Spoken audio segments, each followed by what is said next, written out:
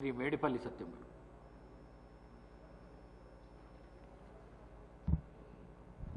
అధ్యక్ష,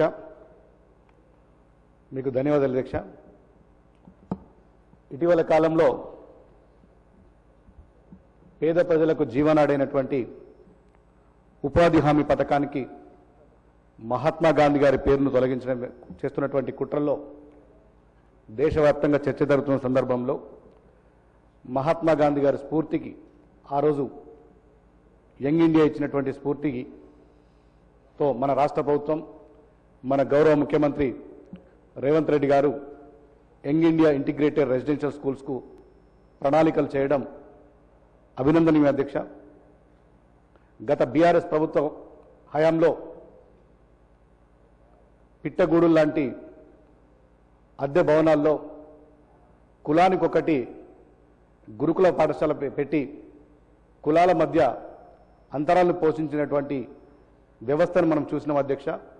దానికి విరుద్ధంగా మన రాష్ట్ర ప్రభుత్వం, గౌరవ ముఖ్యమంత్రి రేవంత్ రెడ్డి గారు కులాల మధ్యల అంతరాలను తొలగించాలి, ఎస్సీ, ఎస్టీ, బీసీ, అదేవిధంగా అగ్రవర్ణాలకు చెందినటువంటి పేద పిల్లలు ఒకే రెసిడెన్షియల్ స్కూల్లో చదివితే కులాల మధ్యల అంతరం తగ్గుతుంది, ఒక సమసమాజ నిర్మాణం కోసం ఒక అడుగు వేసిన వాళ్ళం అవుతామని చెప్పి మన ముఖ్యమంత్రి రేవంత్ రెడ్డి గారు ఈ యంగ్ ఇండియా ఇంటిగ్రేటెడ్ కాన్సెప్ట్ తీసుకురావడం జరిగింది.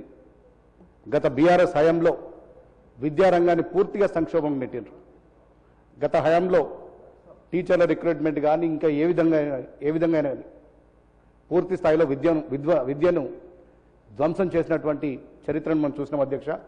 దానికి విరుద్ధంగా మన ముఖ్యమంత్రి గారు అధికారంలోకి వచ్చిన కొద్ది నెలల్లోనే టీచర్ల రిక్రూట్మెంట్ కానీ, అదేవిధంగా వారి సర్వీస్ రూల్స్ను, వాళ్ళ సర్వీస్ రూల్స్ కండిషన్స్ను క్రమబద్ధీకరించడం, మరీ ముఖ్యంగా అన్ని యూనివర్సిటీలకు వైస్ ఛాన్సలర్ నియమించడం, ఈ దేశంలోనే ప్రతిష్టాత్మకమైనటువంటి ఉస్మాన్ యూనివర్సిటీకి ఇటీవల కాలంలో 1000 కోట్లను ఆ యూనివర్సిటీకి ప్రకటించడం ఈ రాష్ట్రంలో విద్య పట్ల మన ప్రభుత్వం తీసుకున్నటువంటి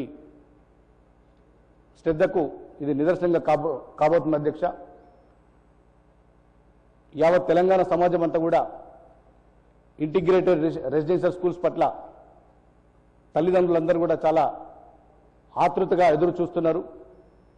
ఇంటిగ్రేటెడ్ రెసిడెన్షియల్ స్కూల్లో తమ పిల్లల్ని చదివించి భవిష్యత్తులో ఐఐటి, ఐఐఎం, ఎయిమ్స్ లాంటి ప్రతిష్టాత్మకమైన విద్యా సంస్థల్లో వారి పిల్లలకు దానిలో ప్రవేశం కల్పించాలి. దానికి బేస్ అయినటువంటి ఇంటిగ్రేటెడ్ రెసిడెన్షియల్ స్కూల్స్ను త్వరితగతిన వాటి నిర్మాణం పూర్తి చేసి క్లాసులు ప్రారంభించవలసిందిగా యావత్ తెలంగాణ సమాజం అంతా ఎదురు చూస్తుంది అధ్యక్ష.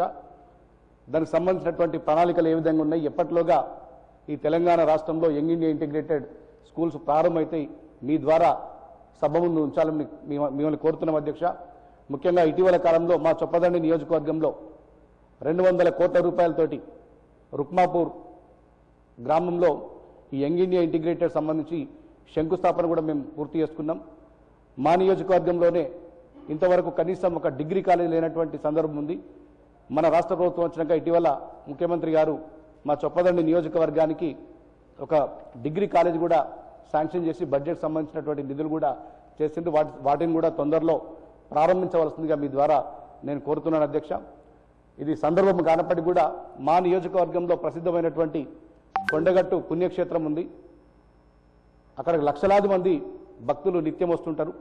శబరిమల తర్వాత ఆ స్థాయిలో మాలలు ధరించి అక్కడ మాల విరమణకు లక్షలాది మంది భక్తులు వస్తుంటారు అధ్యక్ష. దానికి సంబంధించి అక్కడ వాటర్ ఫెసిలిటీ కానీ ఇతర సౌకర్యాలు లేవు. ఒకటి కొండగట్టు లిఫ్ట్ ఇరిగేషన్ సంబంధించి పనులు మధ్యలో ఆగిపోయినాయి. ఆ కొండగట్టు లిఫ్ట్ ఇరిగేషన్ సంబంధించి పనులు పూర్తి చేయవలసిందిగా ఈ సభ ముందు ఉంచుతున్నాను అధ్యక్ష. థ్యాంక్ యూ అధ్యక్ష. మీకు మరొకసారి అవకాశం కల్పించినందుకు మీకు ధన్యవాదాలు తెలియజేస్తాను. శ్రీ బాలు నాయక్ గారు.